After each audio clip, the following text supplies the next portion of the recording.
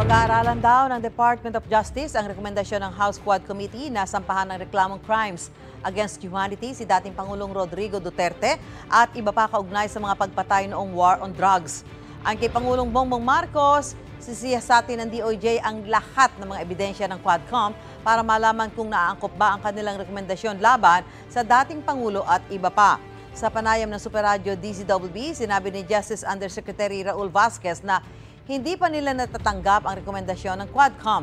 Pero gumugulong na raw ang investigasyon ng kanilang task force tungkol sa extrajudicial killings noong drug war.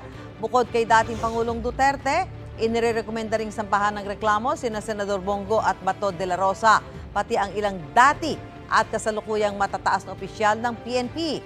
Handa raw harapin ni de la Rosa ang posibleng reklamo habang ipinauubaya naman ito ni Go sa korte. Sinisika pa rin ng GMA Integrated News na kunin ang pahayag ni dating Pangulong Duterte at iba pang nasa rekomendasyon ng Quadcom.